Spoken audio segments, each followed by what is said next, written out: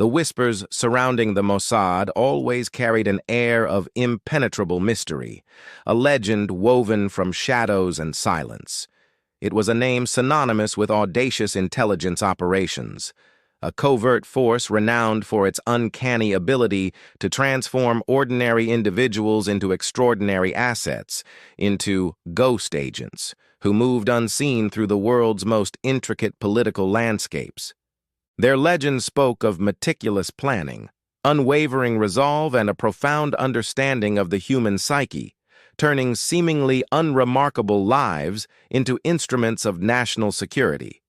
From its inception, born from the ashes of a nascent nation's desperate need for survival, the Mossad cultivated a unique operational philosophy: that the most effective spy often blended seamlessly into the fabric of everyday life, indistinguishable from the millions around them.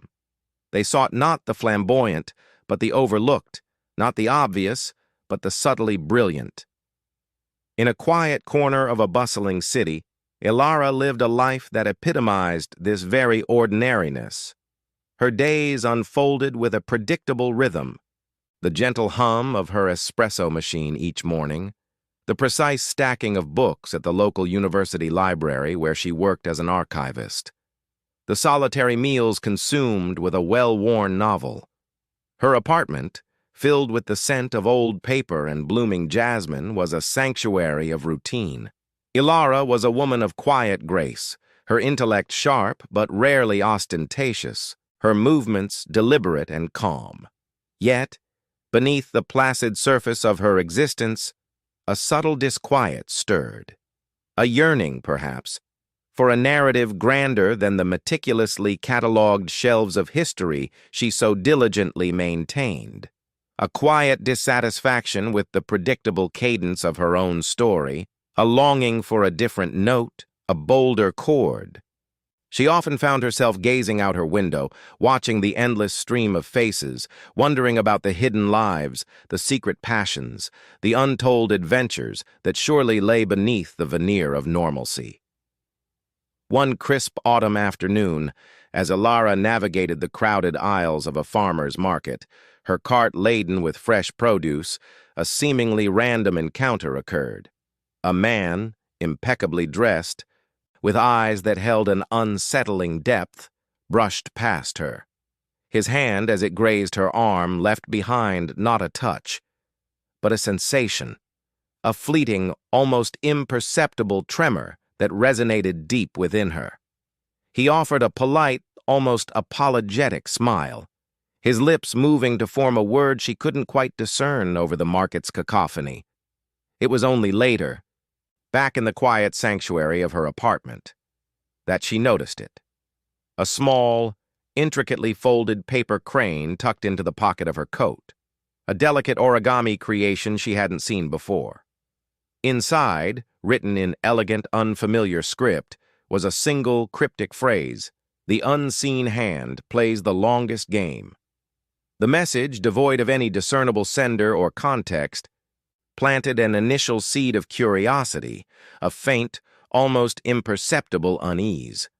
It was a whisper from beyond the confines of her familiar world, a sliver of intrigue that dared to suggest a different reality. Ilara, ever the archivist, meticulously examined the paper, the ink, the folds. There was nothing to identify its origin, no watermark, no distinguishing feature beyond its exquisite craftsmanship. The phrase itself, however, resonated with a peculiar intensity, a challenge to her perception of the mundane.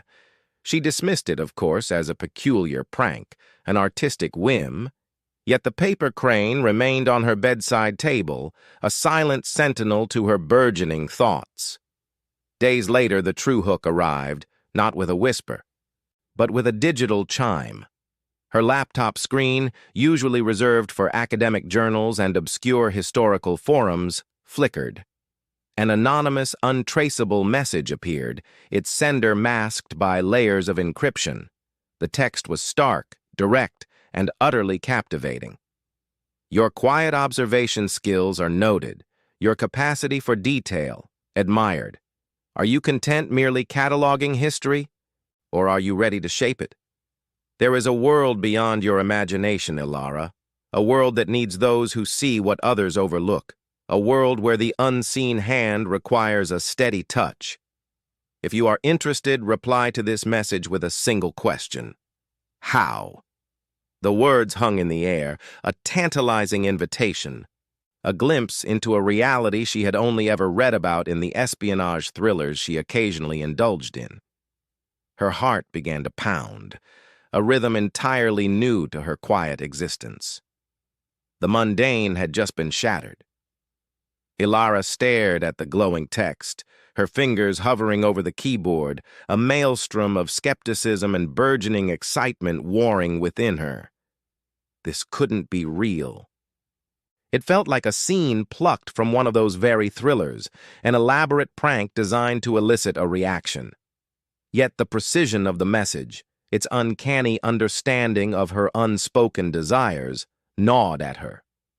Your quiet observation skills are noted, your capacity for detail admired. These weren't generic compliments. They were specific, almost intimate. She remembered the man at the market, the fleeting touch, the cryptic crane. Was this connected? Her rational mind screamed caution, warning her against the allure of the unknown, the inherent dangers of such audacious propositions. But another part, the one that yearned for the extraordinary, felt a stirring, a faint echo of possibility. She closed the laptop, needing distance, needing to process the seismic shift this message had caused in her meticulously ordered world. The next day, as Ilara sat in her usual coffee shop, engrossed in a rare manuscript, a woman approached her table. Her movements were fluid, graceful, yet utterly unremarkable. She had an aura of quiet competence, her eyes intelligent and assessing. "Ilara, isn't it?" the woman asked, her voice a low, melodious hum. Ilara, startled, looked up. "I'm Anna," the woman continued, extending a hand. "I believe we have a mutual acquaintance." Anna didn't elaborate, didn't need to. Her presence alone, the knowing glint in her eyes, confirmed Ilara's suspicions. This was the next step. Anna, with an almost imperceptible flick of her wrist, slid a small, nondescript card across the table. It contained only a single, untraceable email address. "Think about it," Anna said, her gaze unwavering. "The world is full of stories waiting to be written, not just read." Then, as silently as she had appeared, Anna melted back into the bustling cafe, leaving Ilara with a racing pulse and a mind awash with questions. Anna, in truth, had been observing Ilara for months, a silent shadow meticulously compiling a psychological profile. She noted Ilara's innate ability to blend into any environment, her sharp analytical mind, her almost photographic memory for details, and crucially, her deep-seated desire for purpose beyond her academic pursuits. Ilara's vulnerabilities were also clear: her isolation, her yearning for connection, and a subtle, almost unconscious need for validation. The Mossad's vetting process, unseen and unknown to Ilara, had confirmed Anna's assessment. Every digital footprint, every public record, every casual conversation Ilara had ever had was scrutinized, analyzed, and cross-referenced. She was, in their estimation, a diamond in the rough, a perfect candidate for a ghost agent. Anna's approach was a carefully orchestrated dance, a slow seduction designed to appeal to Ilara's latent desires. She spoke not of espionage or danger, but of impact, of making a tangible difference, of shaping history rather than merely documenting it. "Imagine," Anna had mused during a subsequent, equally discreet meeting, "being a silent architect, influencing events from the shadows, protecting the innocent, ensuring justice where conventional means fail." It was a compelling, albeit vague, proposition, one that played directly into Ilara's idealistic tendencies. Yet Ilara wrestled with the ethical dilemmas. The idea of deception, of living a lie, ran counter to her deeply ingrained sense of integrity. She was a scholar of truth, not a weaver of falsehoods. Her initial response was a firm, if trembling, rejection. "I can't," she had whispered to Anna, her voice barely audible. "It's not who I am." Anna had simply nodded, her expression unreadable. "Perhaps," she replied softly, "it's precisely who you are meant to become." The rejection, however, was not final. The offer lingered, a persistent echo in her mind. She found herself contemplating it at odd hours, weighing the risks against the tantalizing promise of significance. Then, the unexpected happened.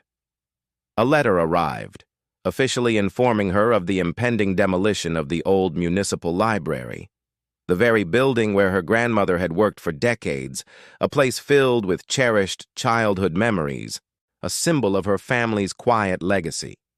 It was to be replaced by a soulless corporate complex, a decision driven by greed and a disregard for cultural heritage. This personal tragedy, this blatant disregard for the past she held so dear, ignited a spark of righteous anger within Ilara. It was a stark revelation. Her quiet life, her intellectual pursuits, offered no shield against the arbitrary ruthlessness of the world. The unseen hand, it seemed, could also be a destructive one. The cryptic message, the paper crane, Anna's words, they suddenly coalesced, offering not just an escape from the mundane, but a potential avenue for agency, for fighting back, for shaping a future that honored the past. With a newfound resolve, Ilara reopened her laptop, her fingers moving decisively over the keys. "How?" she typed, sending her single question into the digital ether, sealing her fate.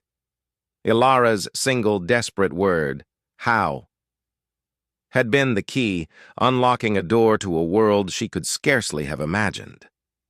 Her reluctant acceptance marked the true beginning of her transformation, a journey into intense, covert training that would systematically dismantle her former identity. The reply to her message had been swift, a series of precise instructions leading her to a nondescript building in a forgotten part of the city. There, Anna awaited, her expression devoid of triumph, only a quiet resolve. The psychological conditioning began almost immediately, a subtle but relentless process designed to strip away the layers of Ilara's academic past, her gentle nature, and her ingrained moral compass. Days bled into nights, filled with exercises crafted to challenge her perceptions, to break down her preconceived notions of right and wrong, and to instill an unwavering focus on the mission above all else. She was taught to observe without judgment, to lie without hesitation, and to kill without remorse. Skills that grated against every fiber of her being, yet which she absorbed with a chilling efficiency born of her newfound motivation. Physical and mental endurance tests pushed Ilara to her absolute limits. She ran until her lungs burned and her muscles screamed, navigated complex obstacle courses blindfolded, and endured simulated interrogations designed to shatter her resolve. Sleep deprivation became a constant companion, sharpening her senses even as it dulled her emotions. She learned advanced surveillance techniques, mastering the art of blending into any crowd, becoming invisible in plain sight. Combat training, initially clumsy and terrifying, gradually honed her body into a weapon, each strike and block executed with fluid precision. Deception became her second nature, a complex dance of fabricated identities, convincing backstories, and meticulously crafted lies. She was no longer Ilara, the scholar. She was a blank slate, ready to be inscribed with whatever identity the mission demanded. The formation of these new, compartmentalized identities was a meticulous art. She learned to inhabit different personas, to think and react as they would, to adopt their mannerisms and speech patterns until the lines blurred between who she was and who she pretended to be. Each identity was a carefully constructed fortress, designed to protect her true self while allowing her to navigate dangerous landscapes. The emotional toll was immense. The isolation was profound, a constant pressure cooker of expectation and scrutiny. Letters from home went unanswered, Old friendships withered, and the quiet comfort of her books seemed a distant memory. She was a ghost even to herself, an echo of the woman she once was. Yet, amidst the relentless grind, a brief, unexpected moment of human connection flickered. During a late-night simulation, she found herself paired with another trainee, a man named Kyle, whose eyes held a similar weariness and a flicker of defiant humor. They shared a silent understanding, a mutual recognition of the profound sacrifice they were making. For a fleeting hour, they spoke in hushed tones about their past lives, about the weight of their choices. It was a fragile bond, quickly severed the next morning when their paths diverged into different training modules, a stark reminder that in this world, attachments were a luxury they could not afford. As her training neared its end, a sense of unease began to stir within Ilara. During a debriefing on a simulated mission, she discovered a disturbing truth about the true nature of one of her hypothetical assignments. The objective, initially presented as a simple intelligence-gathering operation, subtly shifted to include the manipulation of local populations, potentially leading to widespread unrest and suffering, all for a perceived strategic advantage. The cold, calculated rationale behind it chilled her to the bone. It was not just about justice, she realized, but about power, about controlling narratives and outcomes, often at a terrible cost. The seed of doubt, carefully suppressed during her training, began to sprout, a tiny, insistent voice questioning the morality of the path she had chosen. She had traded one kind of ruthlessness for another, and the implications weighed heavily on her newly forged, yet still vulnerable, conscience. Ilara's first field assignment plunged her directly into the heart of a bustling European capital, a city teeming with both ancient history and modern intrigue. Her cover was meticulously crafted, a freelance art restorer, a seemingly innocuous profession that allowed her access to various social circles and provided a plausible reason for irregular hours and travel. The subtle scent of turpentine and aged canvas became her new perfume, a constant reminder of the elaborate fiction she now inhabited. The pressure was immense, a suffocating blanket woven from the threads of maintaining her intricate backstory, remembering every detail of her fabricated life and simultaneously executing her mission directives. Every casual conversation felt like an interrogation, every glance a potential threat. The line between Ilara, the art restorer, and Ilara, the operative, blurred dangerously, threatening to consume her entirely. Her target was a man named Viktor Volkov, a charismatic figure who had risen from obscurity to become a key player in a complex web of illicit activities, ranging from antiquities smuggling to sophisticated financial fraud. Volkov exuded an almost magnetic charm, effortlessly drawing people into his orbit. Yet beneath the polished exterior lay a ruthless ambition and a chilling disregard for human cost. Ilara found herself navigating lavish parties and clandestine meetings, her senses on high alert, absorbing every nuance, every whispered word. Her internal conflict raged ceaselessly. Her training had hammered home the necessity of detachment, of viewing targets as mere obstacles to be overcome.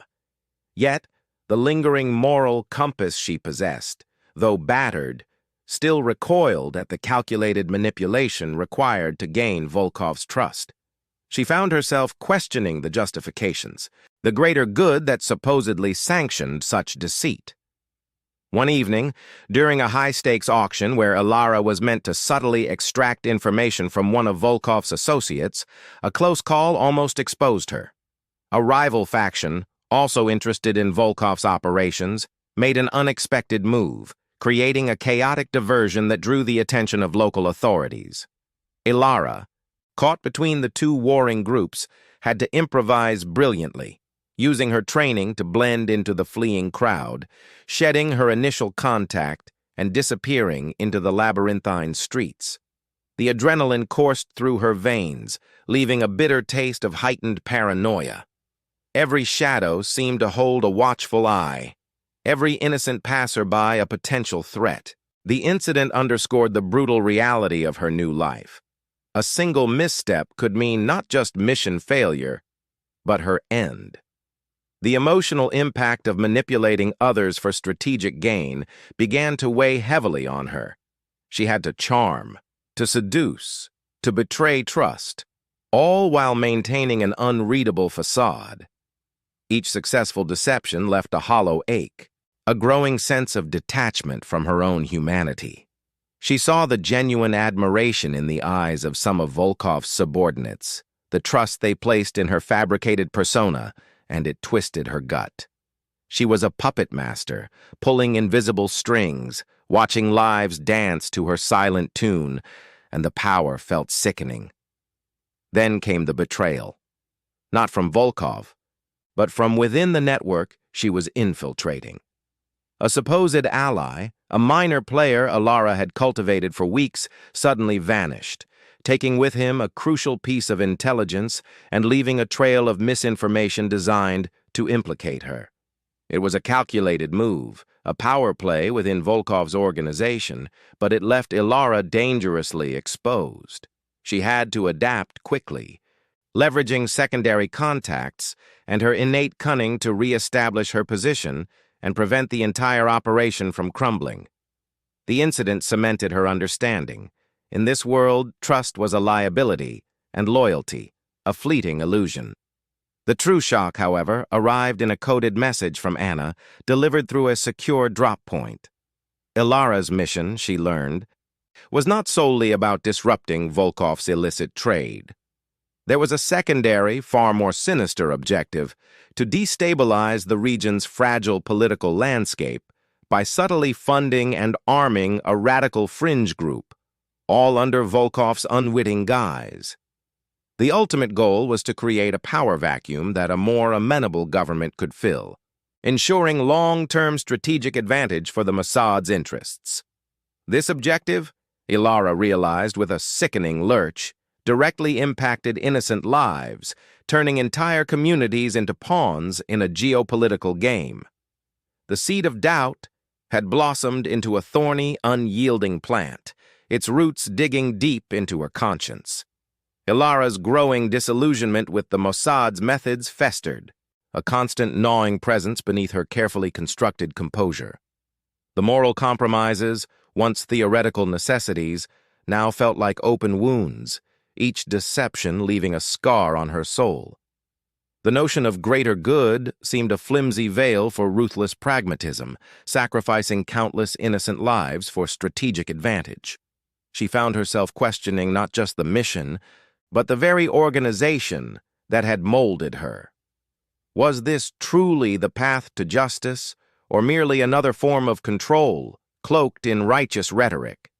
The faces of those she was meant to protect, the communities destined to be destabilized, haunted her quiet moments, turning sleep into a battlefield of ethical dilemmas. It was during this period of profound internal conflict that David entered her orbit. He wasn't a handler, nor a target, but a fellow agent, operating under a deep cover within a seemingly innocuous charity organization that occasionally intersected with Volkov's legitimate business fronts. David possessed a cynicism that mirrored Ilara's burgeoning doubts, a weary resignation born from years within the clandestine world. His eyes, though sharp and observant, held a melancholic depth, reflecting a similar burden of secrets and sacrifices. He spoke little of his past, but his quiet observations and the subtle shifts in his demeanor when discussing the agency revealed a man who saw the grime beneath the glamour. Yet, despite his cynical view, his commitment to a higher cause, or perhaps a personal code of ethics, remained unwavering. He was a paradox, a disillusioned loyalist. Their initial interactions were cautious, professional exchanges of information, but a silent understanding began to form between them. They recognized a kindred spirit in each other, two individuals adrift in a sea of moral ambiguity. They started sharing guarded doubts, subtle criticisms of operational directives, unspoken fears about the repercussions of their actions. It was an uneasy alliance, forged in shared apprehension, a silent acknowledgement of the cracks in their respective facades. In David, Ilara found a rare confidant, someone who, unlike Anna, didn't merely reiterate doctrine, but understood the profound weight of their shared burden. The mission, already morally complex, took another agonizing turn when Volkov's family became inadvertently entangled. His wife, a woman of quiet dignity, and his two young children, innocent and oblivious, were increasingly present in the periphery of Ilara's intelligence gathering. Volkov, despite his ruthlessness in business, displayed a genuine, if possessive, affection for them.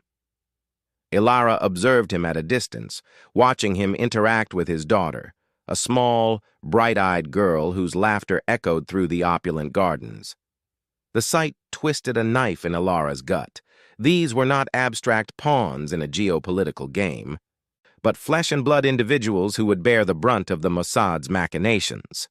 Her struggle to reconcile her duty with her burgeoning sense of empathy became a daily torment. How could she contribute to the destruction of this family, even indirectly, when the children were so clearly innocent? The pressure mounted, culminating in a tense, coded communication with Anna. Anna, sensing Ilara's wavering resolve, reminded her of her initial motivations, her desperate yearning for purpose, her commitment to making a difference. She spoke of the larger picture, the unseen threats, the enemies who would exploit any weakness. Anna's voice, devoid of personal warmth, was a stern anchor to Ilara's past decisions, a stark reminder of the vows she had taken. "Remember why you came to us, Ilara," Anna's message concluded. "Remember what you sought to escape." It was a manipulative tactic, preying on Ilara's insecurities, but it momentarily silenced the clamor of her conscience. Yet the reprieve was fleeting.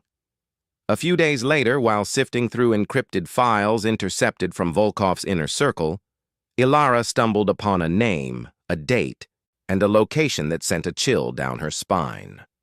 The name was that of a shadowy figure, a known associate of Volkov, linked to a series of accidents and disappearances years ago. The date corresponded precisely with the unsolved vehicular accident that had claimed her parents' lives, an event she had always been told was random, tragic fate. The location was a remote mountain pass, eerily similar to the one where her family's car had veered off the road. A wave of nausea washed over her, followed by a surge of icy fury. The seed of doubt had not just blossomed, it had revealed a poisonous root. Her personal tragedy, the very catalyst that had pushed her into the Mossad's embrace, now seemed terrifyingly connected to Volkov's organization. This wasn't just a mission anymore. It was personal. It hinted at revenge, at a truth far more sinister than she could have ever imagined. Ilara's mission, ignited by a flickering ember of doubt, now blazed with a fierce, personal intensity. The revelation of her parents' connection to Volkov's shadowy network transformed every surveillance detail, every intercepted communication, into a quest for vengeance and truth. She plunged deeper into the labyrinthine world of Volkov's operations, her focus sharpened by a primal need for answers. The line between her carefully constructed cover identity and her true, seething self began to fray. She was no longer merely an operative. She was a hunter, driven by a past she now understood was a meticulously orchestrated lie. Volkov himself, a man of brutal efficiency in his illicit dealings, presented a complex picture. Ilara observed his calculated ruthlessness in business, yet witnessed moments of unsettling tenderness with his family. He manipulated his associates with cold precision, yet showered his wife and children with lavish affection, a duality that mirrored, in some terrifying way, the Mossad's own compartmentalized ethics. This internal contradiction within Volkov, this capacity for both immense cruelty and profound, if possessive, love, resonated unsettlingly with Ilara. It forced her to confront the uncomfortable truth that even those deemed enemies were multifaceted beings, capable of human connection, even if twisted. Her focus drifted increasingly towards Volkov's family, particularly his daughter, Sophia. Sophia, a bright, inquisitive child of 7, was a stark contrast to the darkness that surrounded her father. Ilara found herself drawn to the girl's innocent laughter, her unblemished joy, a stark reminder of the childhood stolen from Ilara herself. A growing, unwelcome affection began to blossom in Ilara's heart for Sophia, an emotional attachment she knew was a dangerous vulnerability in her line of work.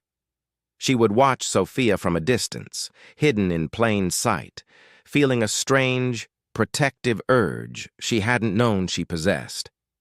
The emotional weight of her deception, knowing the inevitable pain she would inflict upon this innocent family, became a crushing burden. Every smile Sophia offered her father, every innocent question she posed, felt like a dagger twisting in Ilara's gut, a premonition of the sorrow to come. David, ever perceptive, noticed the subtle shifts in Ilara's demeanor, the deepening shadows in her eyes. He found her one evening staring blankly at a surveillance feed of Sophia playing in the garden. "Emotional attachment," he stated, his voice low and grave, "is a luxury we cannot afford, Ilara. It blurs the lines, compromises judgment. It gets people killed." His words, though devoid of malice, were a stark, chilling reminder of the unforgiving realities of their profession. He spoke from experience, his own past undoubtedly littered with similar sacrifices and regrets. Ilara merely nodded, her gaze fixed on the screen, a silent acknowledgement of the truth in his warning, yet powerless to sever the burgeoning connection. The dilemma intensified.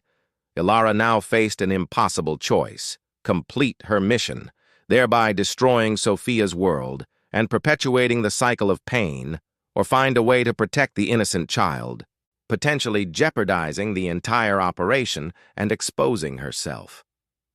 The personal vendetta that had fueled her now clashed violently with her rediscovered empathy. The fate of an innocent child hung in the balance, a weight that threatened to crush her resolve. As she wrestled with this moral quandary, meticulously sifting through Volkov's digital archives, a fragmented, encrypted communication chain caught her eye. It wasn't directly related to Volkov's current dealings, but rather a series of coded messages from years past, leading back to a familiar, unsettling source. The sender wasn't Volkov. It was a high-ranking official within the Mossad itself, a name whispered in hushed tones, a figure believed to be beyond reproach. The messages hinted at a covert operation, a long-term strategy involving the manipulation of various criminal networks, including Volkov's, for an unknown, deeper agenda. This critical piece of information not only jeopardized her mission by revealing a profound internal manipulation, but also exposed a deep-seated conspiracy within the Mossad itself, a shadowy cabal orchestrating events far beyond the purview of standard intelligence operations. The true enemy, Ilara realized with a sickening lurch, might not be Volkov at all, but forces far closer to home. Ilara's internal and external conflicts now raged with an unbearable intensity. The discovery of the internal Mossad conspiracy had not only shattered her perception of loyalty, but also placed both her and David in imminent peril. The shadowy cabal within the agency, whose machinations had become chillingly clear, was now a far greater threat than Volkov himself. She felt like a pawn, manipulated by forces she barely understood, her mission a mere cog in a much larger, more sinister machine. The weight of this revelation pressed down on her, threatening to buckle her knees. A high-stakes confrontation with Volkov became inevitable, not just to complete her initial mission, but to uncover the full extent of the internal corruption. She orchestrated a meeting under the guise of an urgent, highly sensitive business proposition, drawing him to a secluded, opulent penthouse apartment he rarely used. The air crackled with unspoken tension as Volkov entered, his eyes scanning the room with practiced suspicion. Ilara, her heart pounding a frantic rhythm against her ribs, knew this was her moment.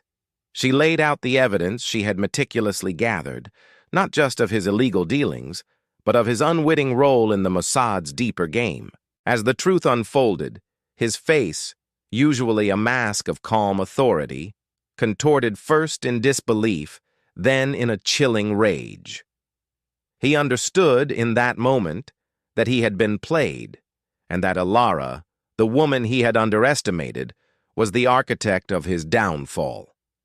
It was then, in a desperate attempt to salvage his crumbling empire, that he uttered Sophia's name, threatening her safety, and in doing so, unwittingly revealed his true identity as a Mossad asset, his cover irrevocably blown.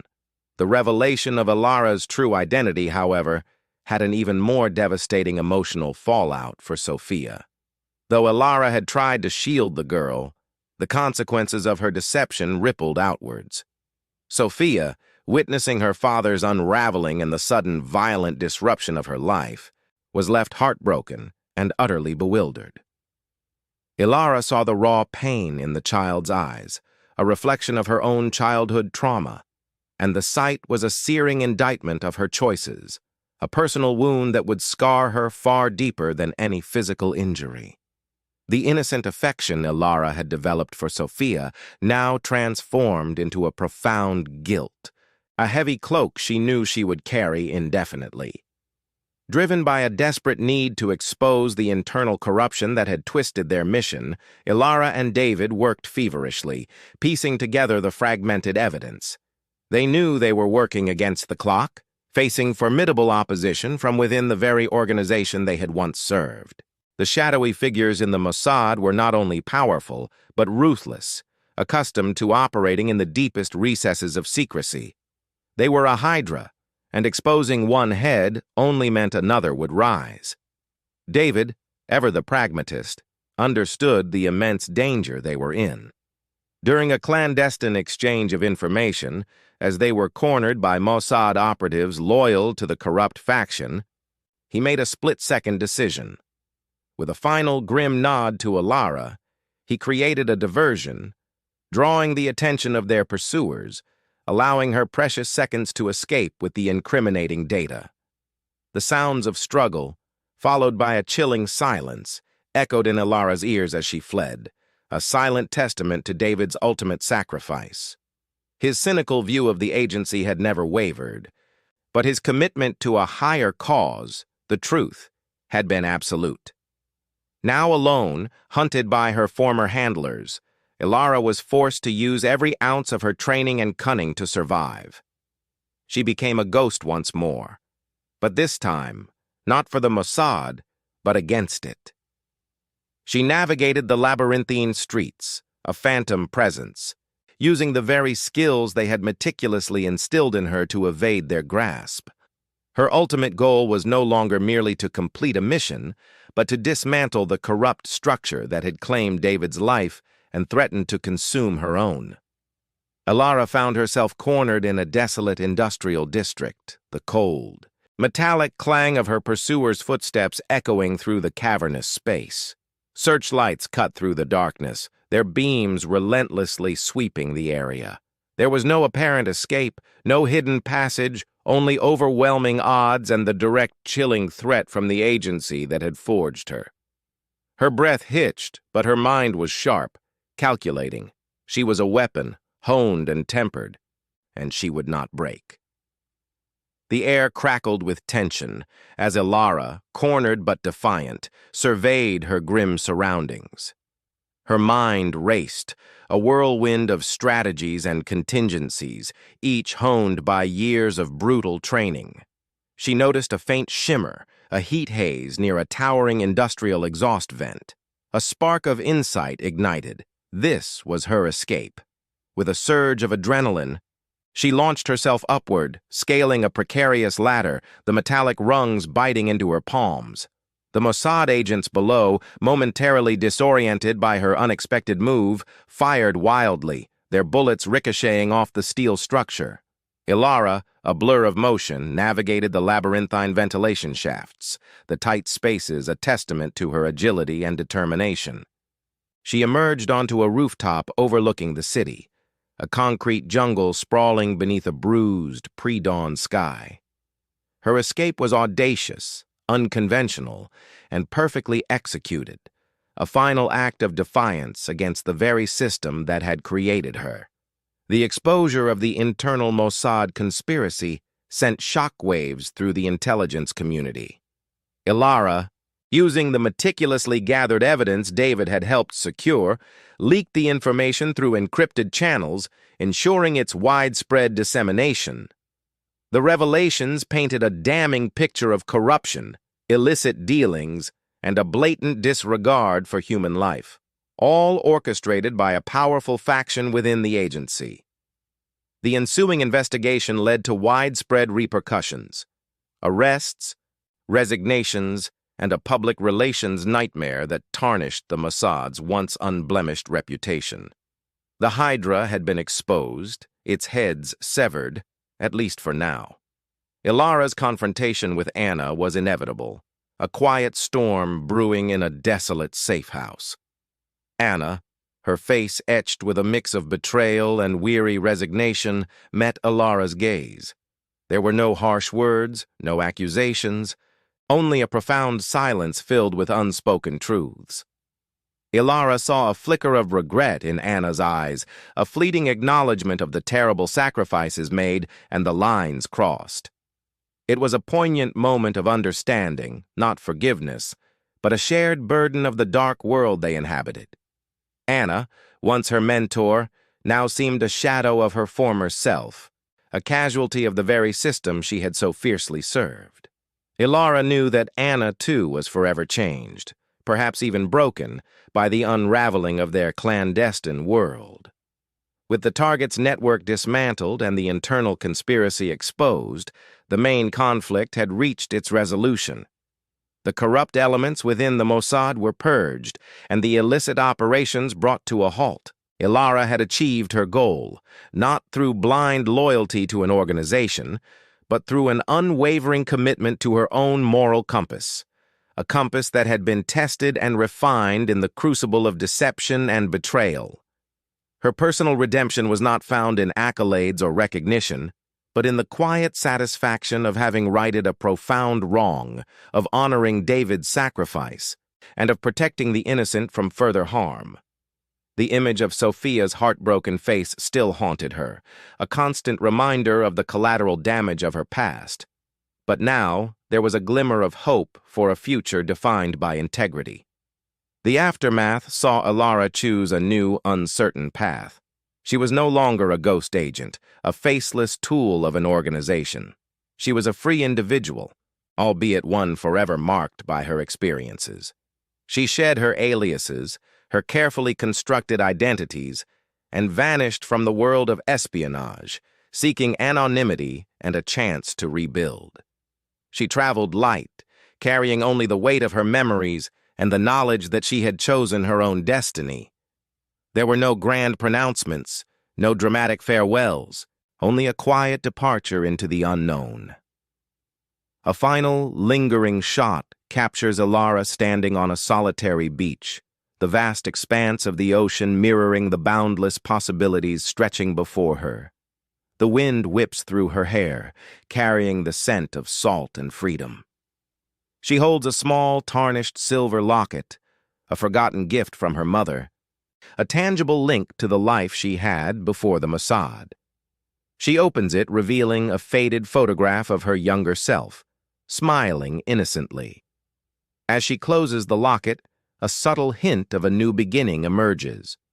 The locket, a symbol of her past, now represents her present choice, to live authentically, unbound by the shadows of her former life. Her journey was far from over. It was merely redefined. The audience is left to ponder her next move, knowing that a woman forged in fire, armed with both cunning and conscience, would always find a way to make her mark on the world, on her own terms. She was Ilara, and her story was just beginning.